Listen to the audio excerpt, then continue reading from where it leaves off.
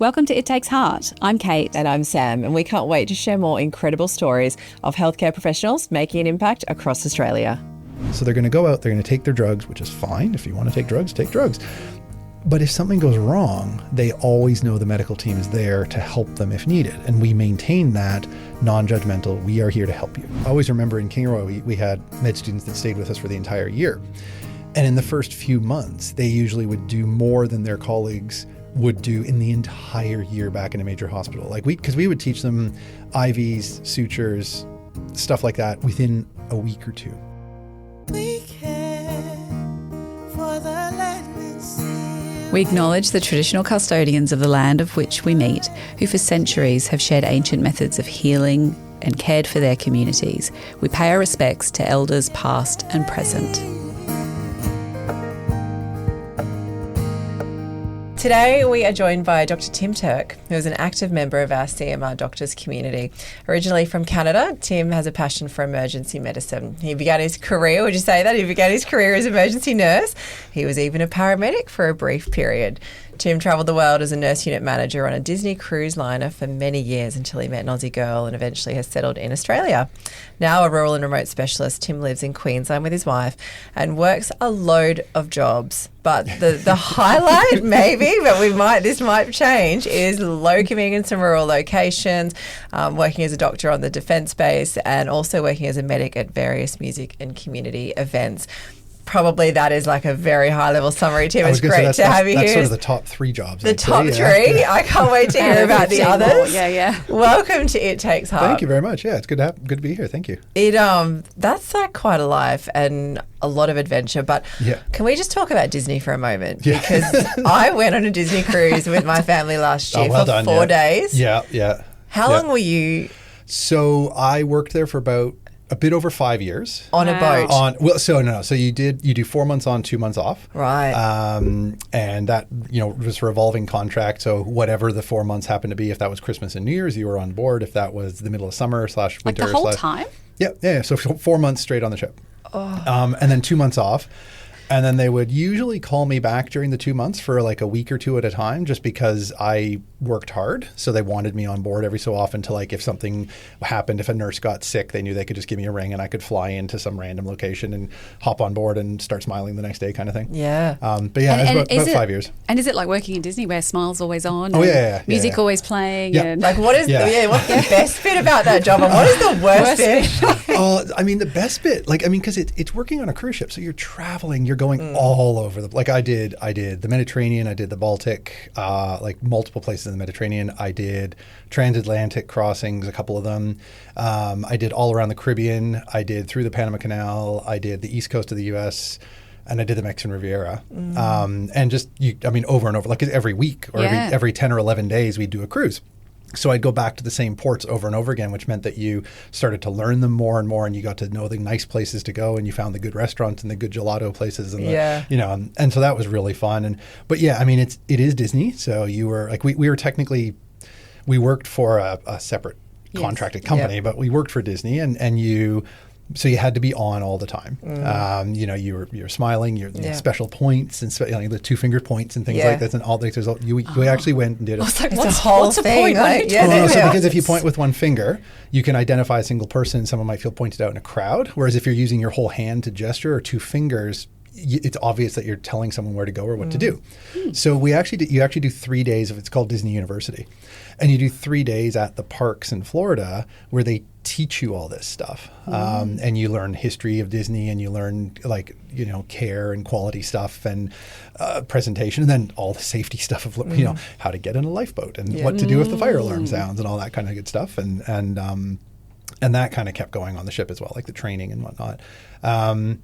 Which kind of turned into the worst thing too, because you were never not on. Yeah, it must have been exhausted. I felt like overstimulated. Yeah. So happy I was like, I just need to get on for a minute.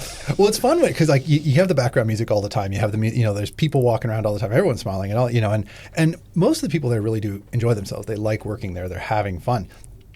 But the nurses, the doctors, deck crew, stuff like that, we're all part of the emergency response teams. So you're on 100% of the time. So if there's a medical emergency and it's the middle of the night and you're supposed to be at work the next day, you're getting up and you're running somewhere on the ship to help people.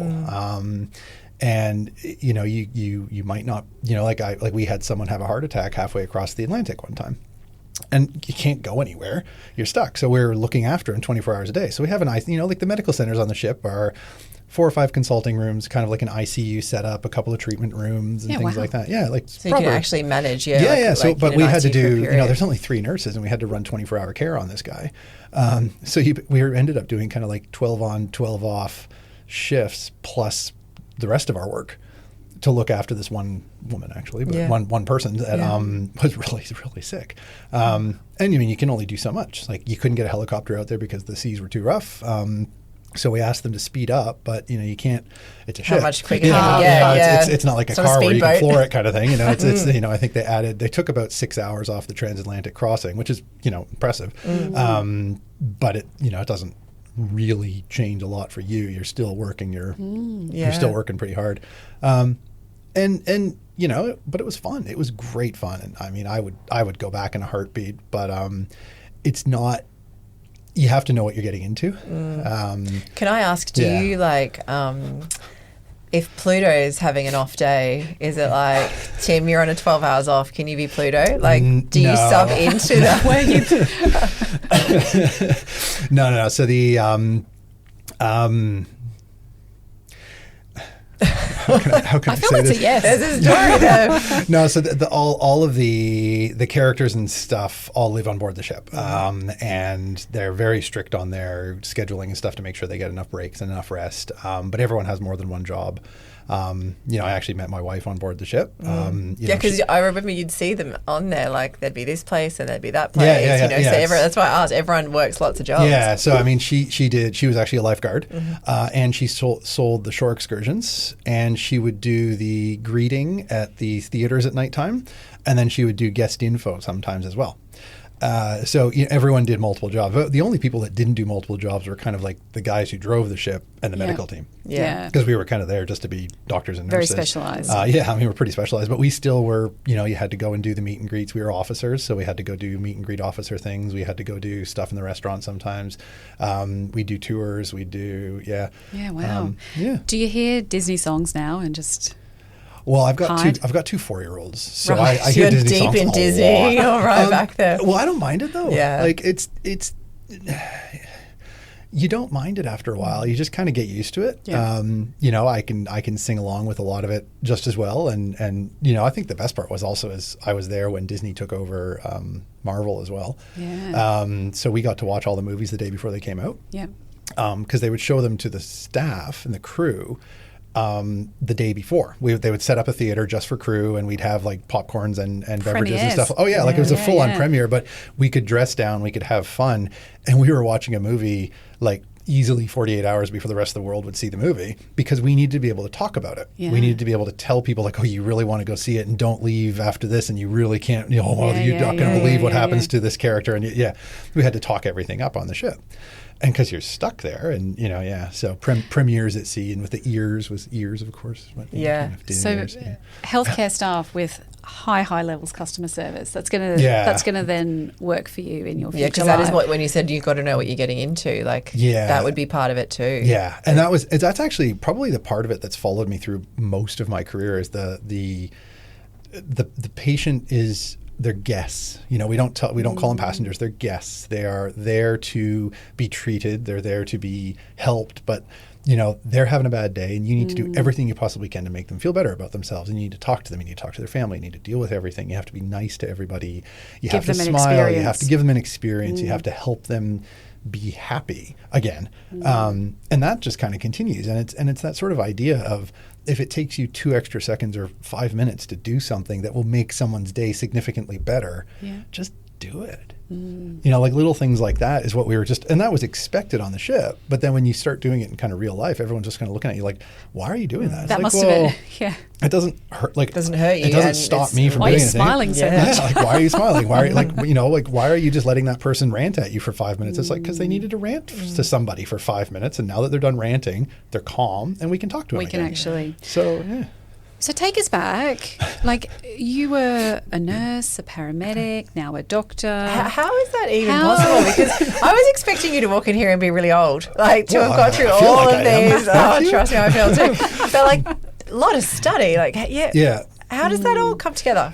So left high school, obviously, at like 18, you know, when everyone else does, and went straight into nursing school, which is so 4 years of Bachelor of Science degree in nursing. In Canada? In Canada, yeah. So went to McMaster in Hamilton. Got my degree, started working in critical care and ED. Actually did a lot of ED psychiatry work just because it was fun and interesting and no one else wanted the job. So I got it right out of school, which is really rare. Really enjoyed it, but thought I kind of didn't want to do some of the patient care stuff in the hospitals was getting a little frustrating because you had to, you know, you spent more time documenting than actually treating people, and that was getting frustrating. So I just was like on a whim, applied to paramedic school and got in. And I don't know why I got in. I still don't actually know why I got in because apparently there was a wait list that year. And it's I very, was just gonna say, that's quite very competitive. It's and I tell people, like, I literally just applied for it on a whim on a night shift and filled out the paperwork and filled out I had to write an essay, and there's like hilarious. It was one of those nights where there's like 2 patients in the ED and both of them were asleep, and I'm like, oh, I'm just going to sit here and write a paper. Yeah. You know, and I sat down and wrote everything and submitted it and got in. And How long had you been nursing at that point? 8 months, maybe. Do you wonder if the nursing component fast tracked you a little bit? Probably not. Not in Canada, at least. Yeah. They're very separated degrees. So got in, went straight back into school. Basically, did 2 years paramedics to add on to that, and really, really enjoyed being a paramedic. And it was very much my kind of medicine, and I enjoed doing the work. Did you keep the nursing Yeah, component up at the same time? Actually, when I was in school, I would work as a nurse. Yeah. Which will come back when I become a doctor too. Yeah. But then I became a paramedic and enjoyed it, loved it, had a lot of fun, but also, this is Canada.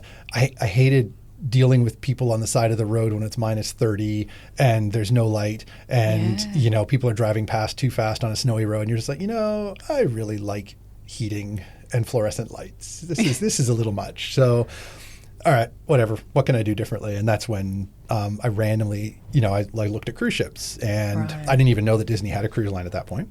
I knew Disney existed. Because you don't, unless you've got kids. Well, to be fair, I didn't until a year ago either. Who else is seeking out the Disney cruise? So I actually applied to a few other cruise lines, and then someone kind of commented like, oh, apply to this company too. They do Disney. I was like, Disney has cruise ships? Oh, cool. All right, applied. And they called me, and I was like, yeah, did an interview on the phone and, talked to them and did some clinical scenarios with their nurse practitioner that they had working for them. And they were like, okay, we'd be really happy, but when can you start? I'm like, well, I mean, when do you need me? And they're like, well, what about next week? And this is like Monday, and they needed me on board the ship Tuesday the next week. I was like, There's like a theme in And you've got to do all of that training. Then that was the thing is like, well, so can you do it? And I'm like, well, sure. I realized at that point I haven't asked how much are you going to pay me kind of thing, but I was like, I guess, why not? And they're like, okay, well, so we're going to send you the flight details for your flight out on Wednesday.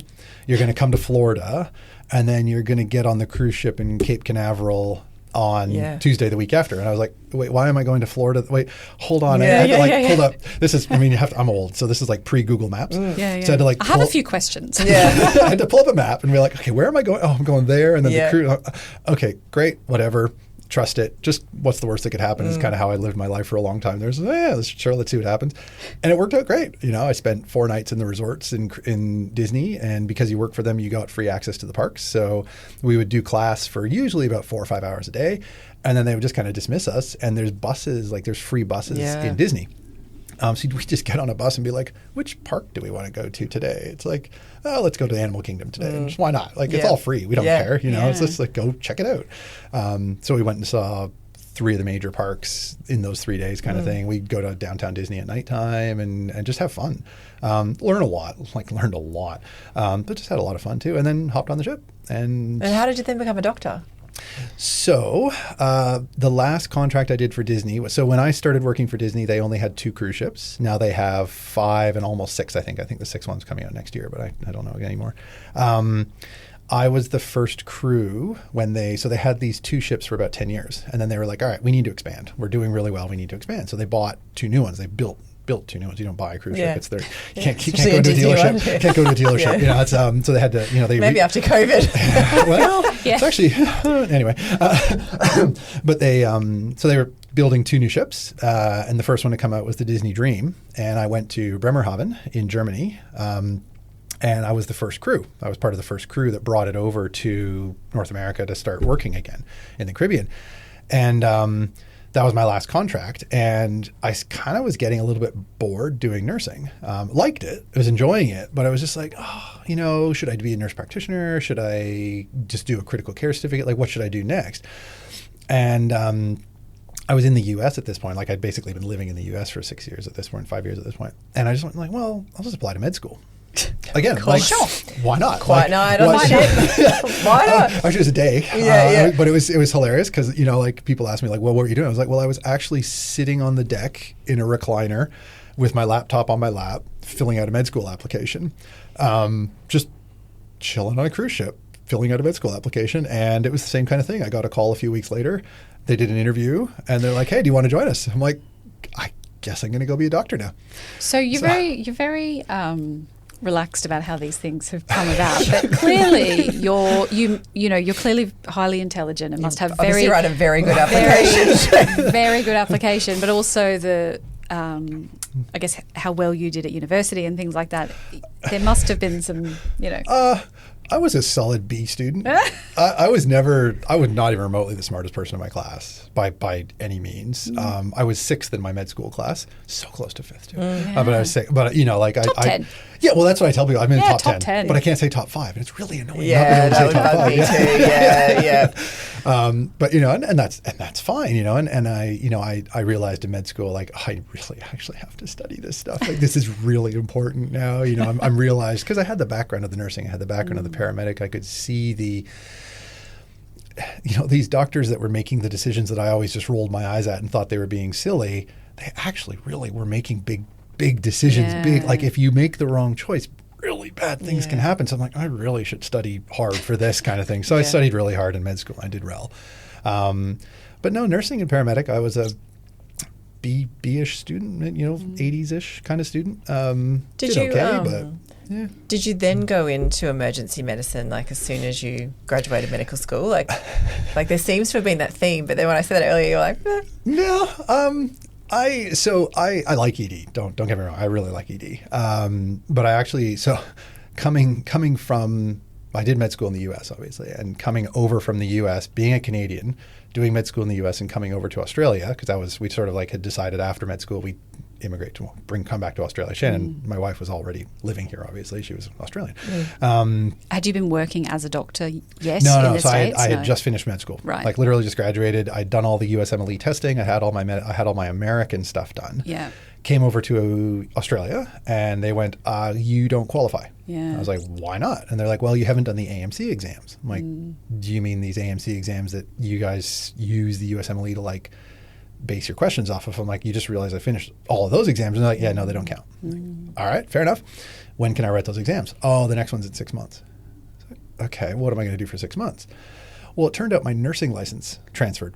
Okay. And Opera was like, do you want to be a nurse? I'm like, I mean, sure, okay. I will. So this is great. I'm like, that's totally fine. And are there nursing jobs here? Well, that was my next question. Is they're like, and I was like, well, is it hard? Like, I'm talking to Opera at this point, and, you know, like, I didn't know anything about it. I was like, whatever, I'll just ask these people. I was like, well, is it hard to find nursing jobs? And the woman on the phone laughed, and I'm like, was that a good laugh or bad? I'm not going to ask. Like, my future is in your hands. I'm not going to insult you. Yeah. Okay, cool, great, cool. Yeah, I'll take my nurse's license. That's fine. And they're like, okay, send us these 2 pieces of paper. And I sent them over, and I became a nurse. So I was actually Dr. Timothy RN on my nurse's license. And for a while there, I actually had my nurse's and my medical license at the same time.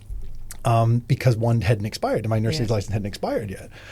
So people would look me up and they're like, are you a doctor or a nurse? I'm like, well, according to Opera, I'm actually both right now. Yeah. But I worked in Darwin Yeah. I basically studied for the AMC exams while I worked up in Darwin. And then we moved to Queensland and I did all the clinical exams and stuff. And then I started internship in Queensland. How long did that take? So the About AMC a wasn't year and a for half. 6 months. Like Yeah, how long but- does it actually take you to study and prepare and be So ready I for just those basically, I took the very first time. So you actually can go on a wait list. Yeah. Again, this sort of classic last minute, like, what are you doing next week I kind of love stuff. there's a Like, wait yeah. list. And you're like, real and now I theme. did it. Yeah. I'd sort of just finished med school. So I was really in a study kind of mode. So I just Yeah. grabbed all the study material for the AMC and I just started studying for it. And I just kept studying basically and kept reading and kept doing all the work and kept keeping up on stuff and working. Did a lot of night shifts because that's the best time to study. And became so how did it end up mapping? So I think I got a call middle of the week, 1 week that, there were two options. You could either come to Adelaide, from Darwin to Adelaide, or you could do Perth. And the flights from Darwin to Adelaide were cheaper. So I said, okay, sure, I'll do Adelaide. Well, when is that test? Oh, it's on Wednesday or Thursday the next week. No worries, I'll see you there. So I think I had to wait about 4 months. And then you have to do a clinical exam too. It's like an OSCE style clinical exam, that's fine. I get it. You want to make sure people can speak English and do clinical work And actually treat. actually talk to somebody Yes. and stuff like that. I get it. And that was the same thing. It was like, oh, when's the next one? Oh, it's 8 months from now. Oh, okay. Was there a wait list for this one too? Absolutely. Great. Toss me on the wait Pop list. me on there. And I just kept working. On the cancellation list, I can be ready tomorrow. Pretty Yeah. much. And all of them are on weekends. They're all Saturdays and Sundays. And you get a call on a Wednesday or Thursday. Can you be in Melbourne? Because at that point, they were all done in person in Melbourne. Or Cairns, I think, somewhere. But Melbourne was the main one. And I got a call and they're like, hey, you need to be in Melbourne for your Sunday morning test. No problem. Hop on a plane, pop over to Melbourne, grab a, backpacker's accommodation for 2 days, keep studying, did the test. You find out a month later. Like, they probably know at the end of the day that you passed or not, but you find out a month later that you passed. And it's like, cool, now I'm a doctor in this country too. Yeah. And then I just, applied for internships and got an internship in Queensland. Yeah. And I liked being a doctor, but I actually really preferred internal medicine, which is kind of like the doctor that treats everything that isn't a specialty. So if, and I've always liked rural medicine. I always liked the country. And I sort of was like, well, how can I put those two things together? And that was when I found out about ACRM, which is Australian College of Rural and Remote Medicine. I was like, oh, okay, I'll do that. Sure, no problem kind of thing. And that was the same kind of idea. Just, during internship, I applied for it. And they're like, oh, well, if you want to join us, that's no problem. But you'll have to go to Kingaroy, which is a town in Queensland. I was like, where's that? Google existed at this point, so I could actually look it up. Yeah. Googled it. I went, yeah, it's only 2.5 hours from Brisbane. That's fine. We can still pop back if we need to kind of thing. And then I started just being a doctor in Kingaroy. And I did most of my training through Kingaroy, around Kingaroy. Yeah. Do you, now, are you locuming in and out around Queensland? Like, how does then the locum piece, rural and remote, work for you now? So I do. So 3 days a week I work for the defense. So I work for a separate company. Again, it's like I do a lot of contracts. I've realized I don't actually work for people, but I do. So Not I one do, for commitment. Hang in there, Shannon. She's very used to this by now. It's kind of funny. But I do 3 days a week. I work at the base, and that's just a lot of GP work and just keeping them going. And there's some emergencies. They break arms and stuff like that. So you treat that. And then the rest of the week, I sort of just find interesting contracts and do fun things. And a lot of that is emergency rural work because most hospitals in rural areas only have an emergency room. They'll have a ward, but the ED doctor is the one covering it. So I just pop out there and go and work in emergency rooms. And I'll pretty much go anywhere. Not a huge tropics fan just because of the humidity, but I do South Australia. I've done New South Wales a fair bit, done some stuff, and I do Queensland Health as well. I locum with Queensland Health as well. So yeah. Maybe. Go on. No. I was going to say, can you maybe paint a picture of some of those rural hospitals that you go to? Like, what's this like? Because when people think that they're going to go to a rural hospital, like, what is it? How, And I think wasn't it that Tim had there's said only- that, like, there was doing a stint in rural is like a form of punishment. There's that perception that people think it's punishment. Yeah, But absolutely. Did I read what is- that? Yeah. Med students usually look at their rural placements as punishment until about week 2 when they get there and they realize that you have to make it something. Like So why is that what people So say? they think they're being punished because they're not in a city anymore. They're being taken away from the city. They're being sent to this location that you can't even pronounce. That you It's know, like not desirable. yeah, it's a not desirable look at, you know, Nothing to do. being at the PAs where everyone wants to be, or being at, you know, RBWH Yeah. and you know, the Raw down in Adelaide. Like that's where everyone, you know, you want to be in the big hospital. You know what? And if you're in a big hospital, there's a senior doctor, there's 3 registrars, there's 4 juniors, there's someone 5 who medical knows more students. than you do. Well, but it's not even that. It's you never see a patient. I was just Yeah. about to say, You you never don't do see anything. anything. Yeah. You know, you're the 7th person in the room, and if you're lucky and like me and you're tall, you can at least see what's going on at the front. But usually you're stuck at the wall and you can't, and you can listen. You don't really get a lot out of listening in a lot of physical exam stuff. It's like, oh, I wonder what he's doing. I can't see it, but I'm going to stand back here and play on TikTok or something like that. You know, rural medicine, you show up on day 1, and we kind of look at you and we're like, well, what can you do? And they're like, well, what do you want me to do? It's like, well, there's a patient in bed 3. Go see him. Go. Like, go ask them what's wrong with them. Well, but I've never done that before. It's like, well, Yeah, wow. got to do it at some point. So now's, and you know, and we're rural medicine, rural doctors in general are astoundingly supportive because we know that a lot of people that come out there are not used to it. They're not used to this, like, just go work. Like, well, what if they have a cardiac problem? It's like, well, I guess you get to play cardiologist today. Yeah. You know, what if they have a respiratory problem? It's like, well, do you remember what a pulmonary function curve looks like? I hope you do, because you're going to have to create one now. Like you have, you know, and so we teach the med students so much more, and they get so much more. Must be thrilling once you get past the initial shock. And you know, it's I always remember in Kingaroy we had med students that stayed with us for the entire year, and in the first few months they usually would do more than their colleagues would do in the entire year back in a major hospital. Like because we would teach them IVs, sutures, stuff like that within a week or 2. And that was just expectation after that. Like, oh, there's a guy with a laceration over there. Just, can you go suture it up for me? Yeah, okay. You know, and the concept of a med student doing your sutures for a lot of people in the rural community is like, yeah, okay, fine. Yeah. In a city, oh no, the med student's watching. And it's a doctor doing it. It's like, no, out here, there's only one doctor and the med student. So you're getting a med student. But at the end of that year, how did the med students feel? Oh, they rave about it. I mean, usually halfway through the year, they're already raving about it and telling all the med students that think they're being punished by being sent there the next year. Like, you are not being punished. Like, let me tell you all the things that you're going to get when you're out here and how much better it is. And yeah, I mean, and we look after them. We'd take them out. We'd make sure they had fun. We'd, you know, tell them all the places to go and all the rural, like the things to go see in the area and all the fun stuff to do.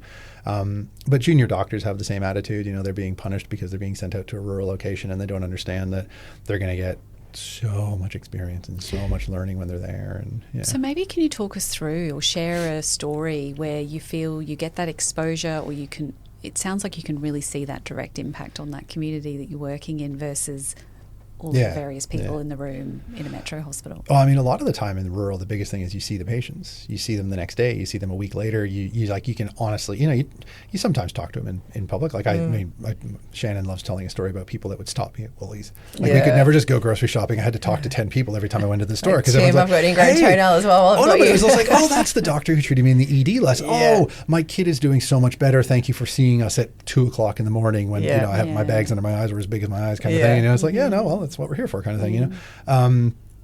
I mean, you always know you're making an impact in a rural community, and they'll tell you, you know, like you get the feedback almost immediately whether you're doing a good job or not.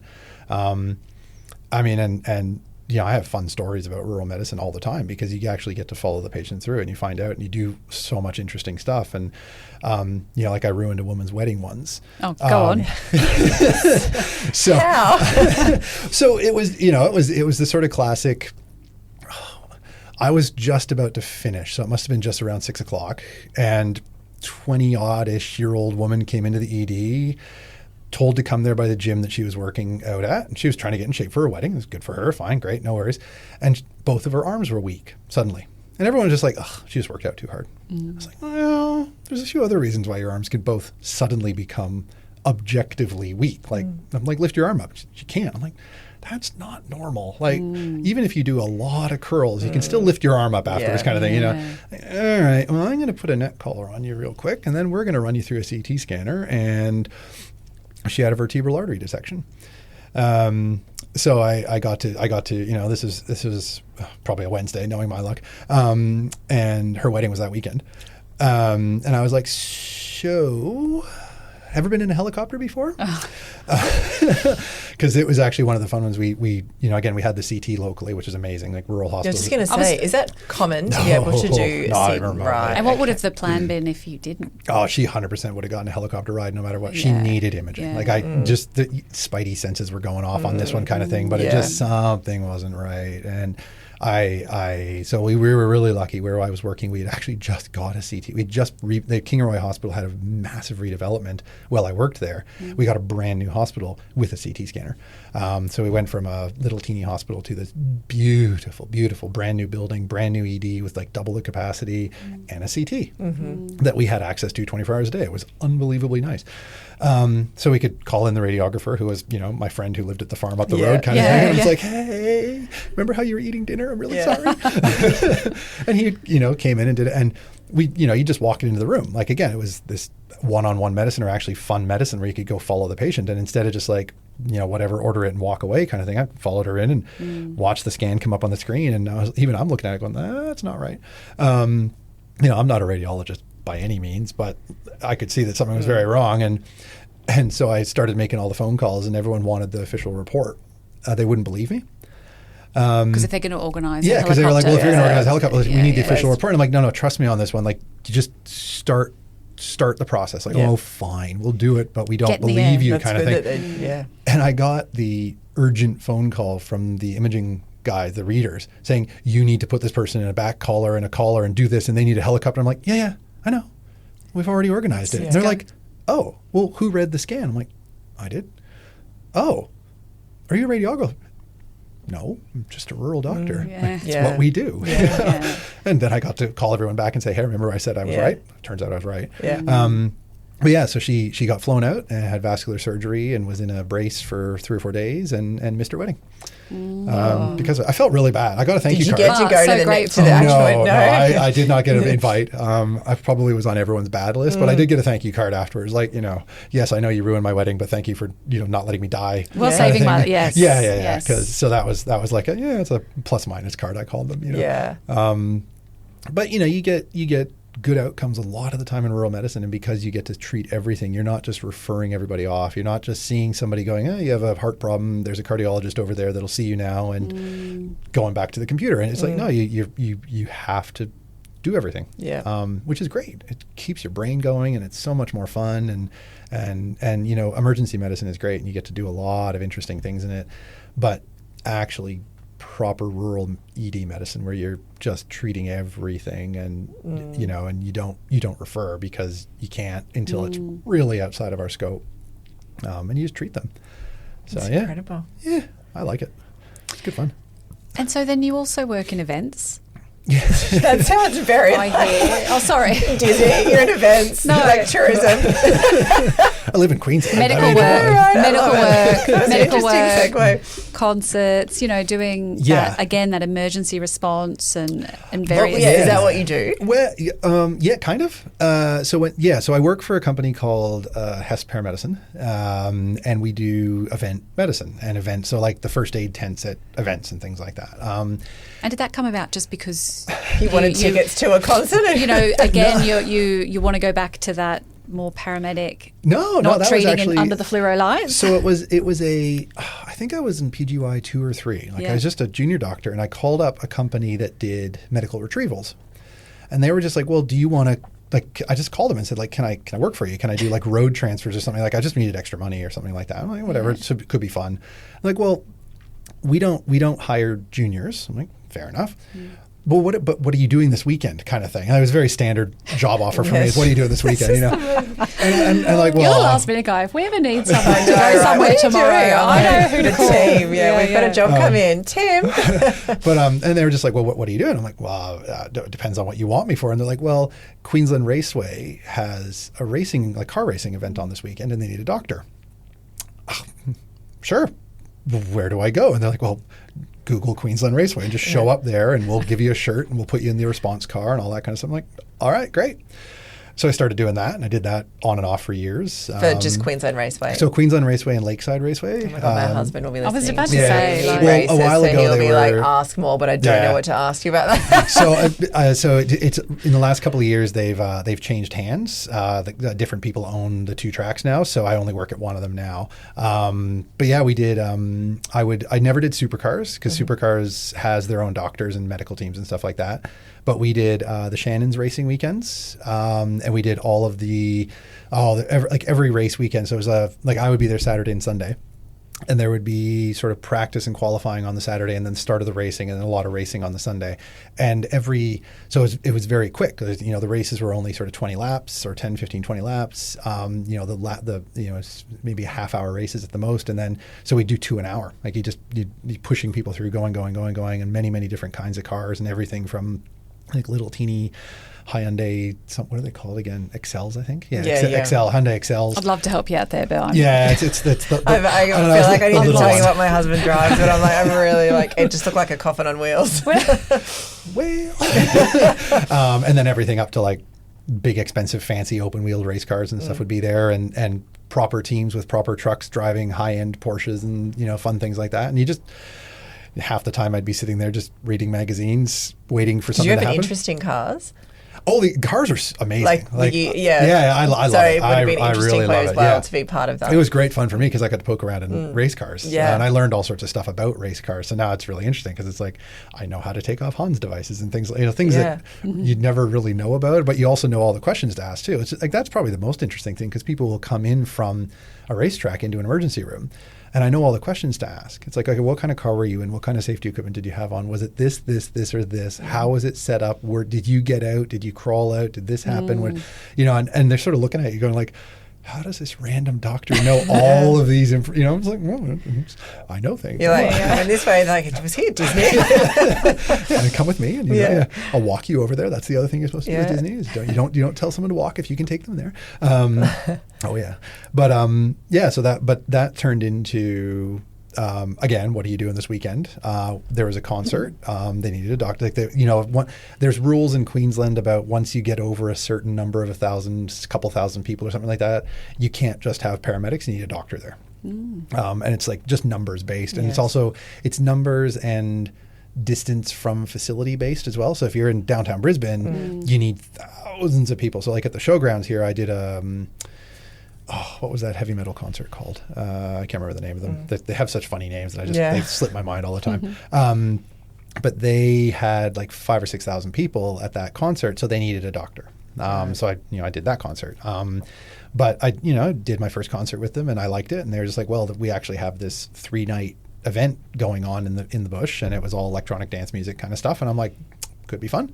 So popped out there and lived in a caravan for 3 days and did all that. But you don't just do medicine at those. You're doing public health, you're doing public safety stuff, I kept Band-Aids in my pocket all the time because people wore silly shoes and they get blisters on day 2 and you're treating everything. And then there's some drugs. Drugs and alcohol of course are going to be a problem no matter what you do, but a lot of it was people hurting themselves, people slipping and falling, people getting cold, people getting too hot. If you're dancing and it's 35 totally. and you're like the dance floors can be anywhere from 5 to 15 degrees warmer than the ambient air. Like if you pack that many people together, they heat up. So it can be a cool night, and I can be wearing a jacket, and people will come in hyperthermic, like in heat stroke. Because they were dancing and they were just stuck in this 40-degree bouncing around, loving their lives, having a great time. But it's now you need an IV, and our goal was to never transport. That's not saying we didn't. Like we sent people to the hospital on a regular basis, but we really tried everything we could to keep people at the events.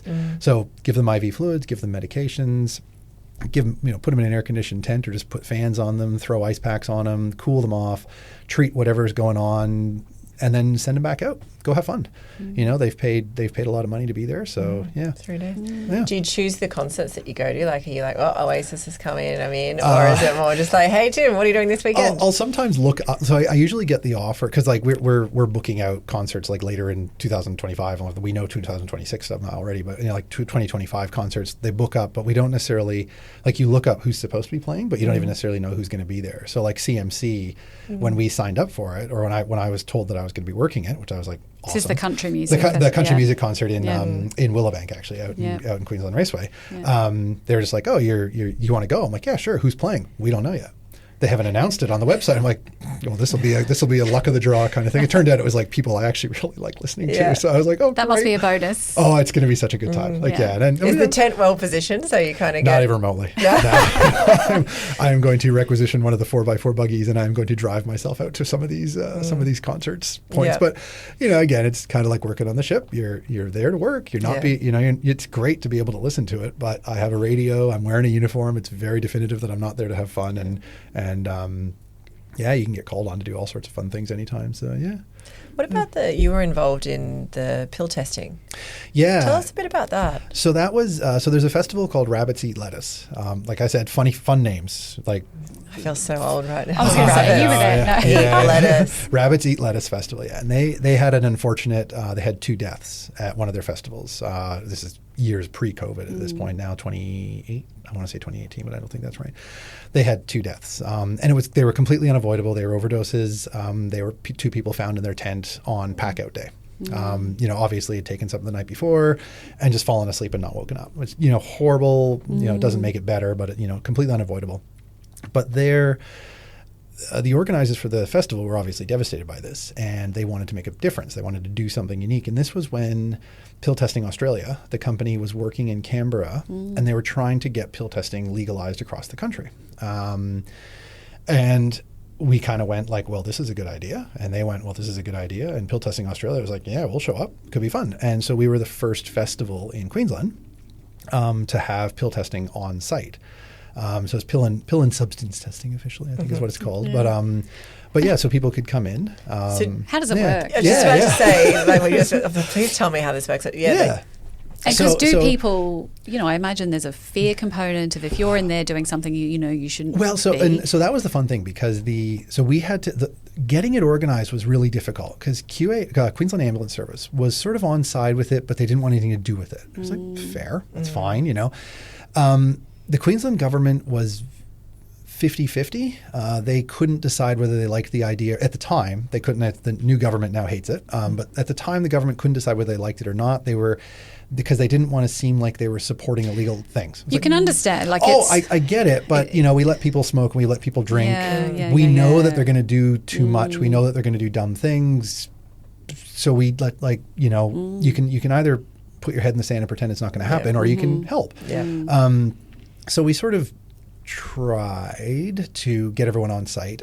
Queensland Police, hilariously enough, were 100% on board with it. They thought it was a great idea because they hate dealing with drugs. They don't want to arrest people. They don't want to deal with it. They don't want to have a guy who's high as a kite, you know, spitting on people walking by. They don't want to deal with that. So they were just like knock-on effect for that. Yeah, and so there are police at all these festivals. They literally wander around in uniforms, you know, watching for illegal things. With people smoking cannabis right next to them. Sometimes it's really funny to watch. But they just basically said, where are you doing it? Oh, right there. Okay. We just won't go there. We'll avoid that area as much as we possibly can. Now, it was hilariously, it was right next to where all the food was, so they kind of walked by every so often. But they sort of actively averted their gaze. They didn't look at the people going in there. They tried to make it as comforting as possible. And Pill Testing Australia is really good. You come in, it's a zero judgment. Like, we know that you are bringing us a substance, and you can tell us what you think that substance is. So and is that all doctors that they're coming in? No, so it's all chemists. It's all, there is doctors running it. Like, there's doctors there, and you know, we had to be, like, we met them, and we were very much on board, and we very, very good communication between us, our group, and their group. And they had chemists and proper spectrometry equipment and stuff like that, and they would just test the substance. So they needed minute amounts. So you took a pill in there, they just kind of like take a little teeny scraping of it, basically. Throw it on a slide thing. I'm not a chemist. And the computer would tell you what was in the pill. And it would tell you concentrations, and it would tell you what it was, and it would tell you what else was in there as well. And it was unbelievable what they found. Like people that thought they were getting MDMA, like ecstasy, and were getting like Valium. People that thought they were getting like magic mushrooms and literally were getting ecstasy or like total drug reversals, pills that had cocaine in them, that they weren't buying this. Like this is not what they wanted. They wanted ecstasy and they were getting cocaine.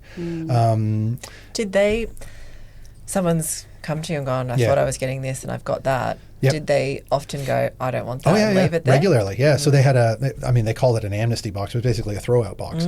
And that was taken back to one of the universities, and they would like full-on analyze everything that they got in those things to like give a detailed information sheet of like everything that's being found in Queensland at that point. Because I imagine that's really helpful to so many things apart from just the preventative measures on the day, but the information then that can gather and provide to hospitals or the police or all of the different. We had two really we went from sending on average 10 to 15 people every festival weekend to the hospital with drugs to none that weekend.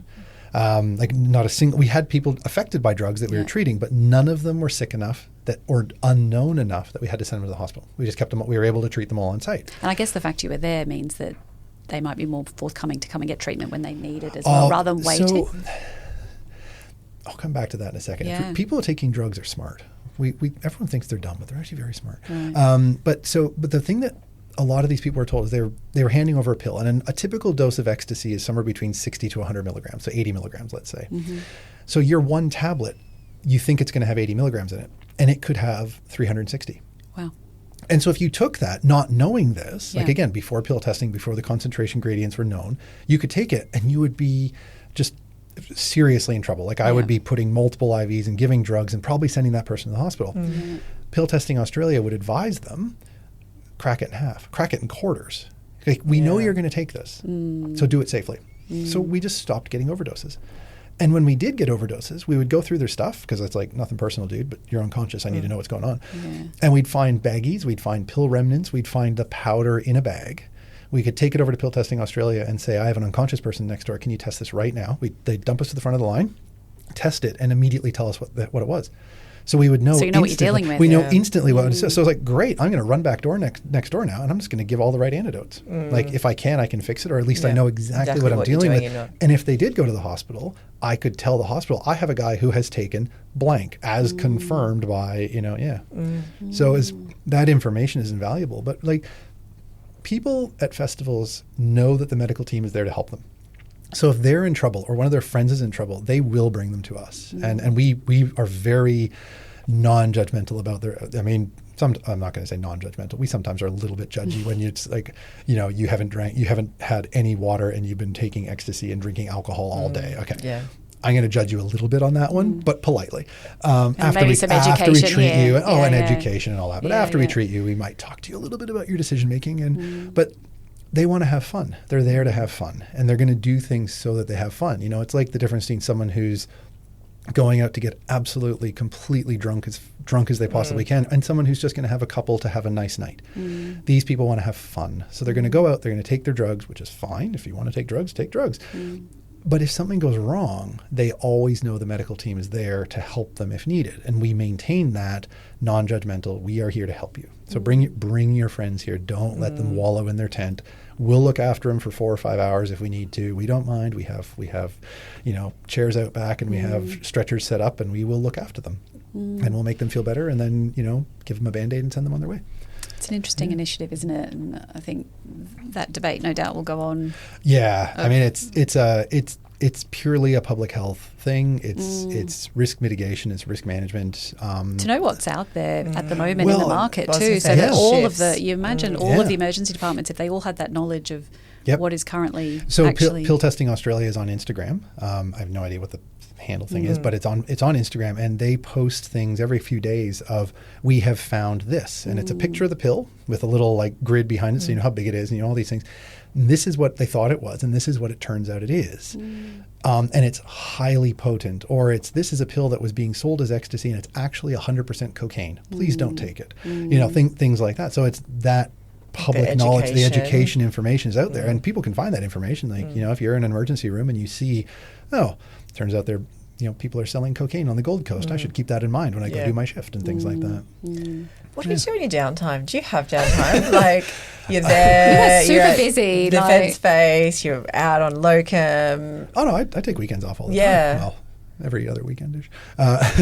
No, I just mountain biking sometimes. Just a lot of play with my kids. I hang out with my family. I just spend time with my family. I don't see them a lot because I'm gone in the morning usually before they're awake, and I only see them for a couple hours in the afternoon. So I'll just spend time with them. We'll go do stuff on the weekends with them or whatever. Just hang out, relax. Take some downtime of my own and just not think for a little while. Yeah. Yeah. Do you have your next thing that you're thinking? I mean, I know you just don't think, but and to be fair, you probably don't. Should we You're just add like, some more? look at a paper and go, I might do this. But is there Or do you ever something think that you'll else? do one thing? Do you ever think that you'll get to a point where I'm just going to get a permanent full-time job. It's going to be Monday to Friday and I'm going to be in this location for the next 3 years. I would be so. Or maybe I want to be a bored. politician because I don't know. So what's next? God, no. No one would want me to be a politician because I would be too honest and just look at people and be just like, no.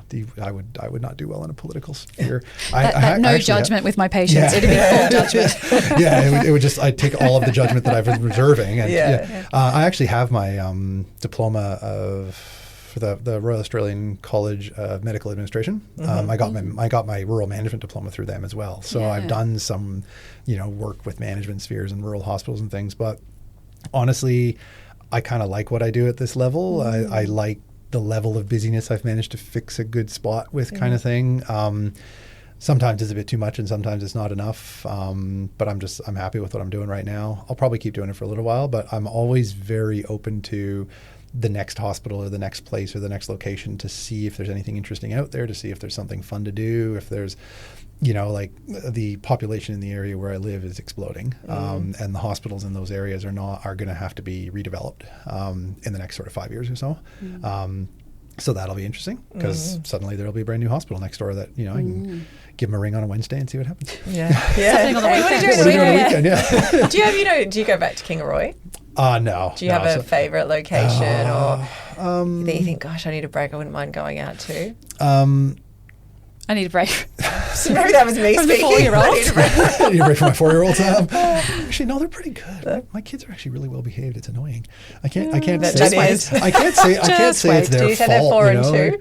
They're 4. I have Oh, twin you got girls. twins. I have twin girls. Twin Yeah, girls. twin Oh, girls. well, wait till 4 turns into 14. Perhaps. Twin girls at 8. Yeah, I've accepted my 4. I've accepted that I'm just going to have a shed out back or something. That's fine. Or I'll go do like 1 week locums instead of 2 day this is locums it. and things. Yeah. I really like McLean down in New South Wales in that area. It's just a perfect size ED at this point for me. It's not too big, not too small. It's 24 hours a day. It's staffed properly. It's managed well. Good support. Good staff. I like it there. It's a nice town too. There's things to do in the area, and it's not too far away from home, so I can get there and get back relatively easily. Do you ever take your family? They don't do a lot of locums with. I used to before kids. Shannon would come with me on some locums, so I did some Tasmania stuff down in Launceston and things, and she came with me, and she's like I worked 14 days or 13 days in a row with 1 day off in the middle to go from day shift to night shift, and she Which isn't a day off. No, because you stay up as late as you possibly can. yeah. You try to get as much sleep as you can, and then at 7 p.m. you go back to the hospital. It's like, so we had a nice dinner though. Yeah. Lucky Shannon. But she went and did photography, and she went and was a tourist, and they gave me a rental car, which I thought was hilarious because the only time I used it was actually to get from the airport to the hotel, because the hotel was maybe 2 blocks from the hospital.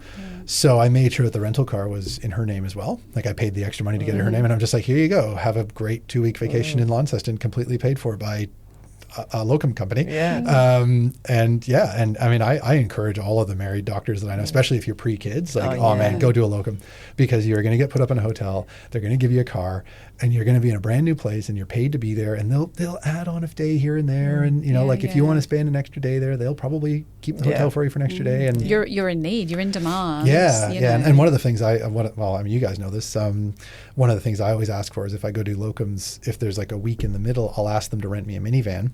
And then I'll fly the family in. So I did over Christmas this year, or pardon me, Christmas last year technically, I guess. I did a whole bunch of work in South Australia, up and down the peninsula, and I took 5 days off over Christmas. but I got them to rent a minivan for me instead of just a car. So tossed some kid seats in the back of the minivan, and we had a 5-day vacation. Oh, how cool Amazing. is that? Yeah. Make the most of it. Yeah. So many opportunities. Yeah, just have fun, and it was great. It was like, let's check out this new location that we've never been to before, and there was a water park there, hilariously enough, and things like that. Yeah, it's like, oh, apparently I went to this. What was the town called? Cowell. Oh, yeah. Cowell in South Yeah, Australia. And they had just spent, like, apparently just a couple of years before that, they'd spent like $11 million building this amazing water park and redeveloping the entire waterfront. And it was great. Wow. The town, it was amazing. It had slides, it had splash pads, it had one of those big inflatable bouncy things. We just put it on the location Yeah. guide. Oh yeah, like it was like Perfect for a family. if you're doing a week there, there's so much to do just in and around that area. You could easily fill a week up with kids there. That was a great little hospital. That was a very small hospital actually. That was I was basically working in a GP office, just happened to have a hospital attached to it. And a water park out the front. And and it was all walking distance because it's a small town. And then I think from there I went down to Port Lincoln after that. And Port Lincoln's a big town, like practically city size. But super adventurous. I love the variety and the things that you keep just pushing forward with. CMR are going to make a donation to a charity Lovely. of your choice with this episode. So there's the Rural Doctors Association of Queensland. Yeah. RDAQ is a group that I'm with, and they have a charity, the foundation actually, RDAQ Foundation, that helps rural doctors' families. So it's a support system for the families, and that's what they're there for. They have a big long acronym name that I can never remember, and I always feel really guilty that I can't. But it's the Rural Families Association essentially, and they help people. You're moving into a small town. Here's what to expect. Here's a woman who's been in that town before, or a person who's been in that town before, who can talk to you and tell you exactly what to do. And you need to order this from this place and go to this baker and go to this place, and this is where you can find that. No, don't go to that one. Go to this one instead. Or go to this one, not that one. And so if we can support the families of the doctors, the healthcare professionals will be staying. Yeah, interestingly, in Canada, they just started this brand new initiative in a lot of the small rural areas. Free childcare, free babysitting, guaranteed spots in daycares. Like this because they can't. Governments are not allowed to change the salaries. Like we all get that as doctors. We know that the government can't raise the salary, so it's the what else. Like you want me to come work in your small little town that has seemingly nothing to draw your family there. What are you going to give me? Well, it's not hard to get a place in a daycare. Like, they all know each other. They probably know who owns the daycare. They could just go over there and say, hey, if we get a doctor who has a 3-year-old, can you just make room for them? Sure. They'll do that.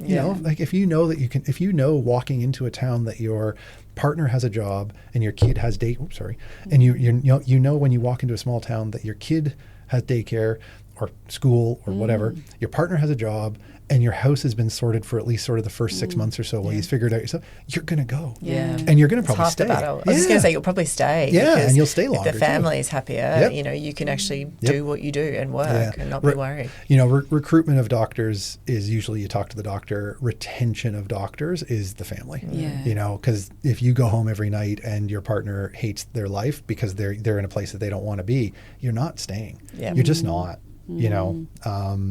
But if the family loves it there, then you're going to stay. Yeah. That is so well said.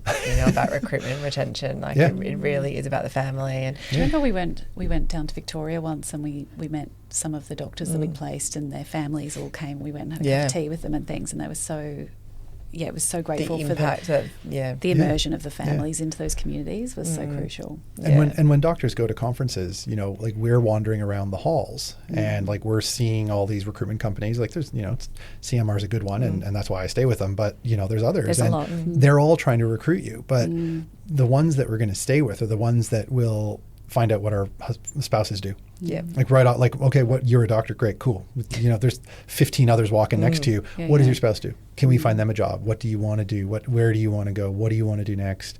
How can we make it so that you want to stay there? And I think that there's a bit of a shift coming that way, but it's really hard. It's really hard to convince. It's more than a transaction. Yeah, it's really hard to convince management people too that, we can't spend money on a break room. We have to spend money on a daycare spot. Or we can't spend money on a new lounge. We need to spend money on hire cars or something like that. Or we need to spruce up the doctor's house. Like it's all well and good that they give you a doctor's house that has no aircon in it in Queensland. Yeah. And it's like, well, I'm not going to stay. you know. Yeah. Or I'm not going to like it here. I'm going to have to go and spend my own money to get aircon and things like that. And it'll be minimal, and I'll do it for what needs to be, and then I'll move on. Yeah, yeah. Thank you so much, Tim, for your time today. No, thanks for having me. So many great stories, and like such a life lived. Yeah. It's Already. All at the last minute, too. all at the last minute, which I love. Like, everything happens for a reason, and it certainly has for you. And we're just thrilled to have you as part of our CMR community. So thank you for your time. Yeah, thank you. It's been great. Thanks for tuning into It Takes Heart. If you love this episode, subscribe, leave a review, or share it with a friend. And if you know someone with a great story in healthcare, get in touch. Follow us on socials for all the behind the scenes fun, and we'll see you next time.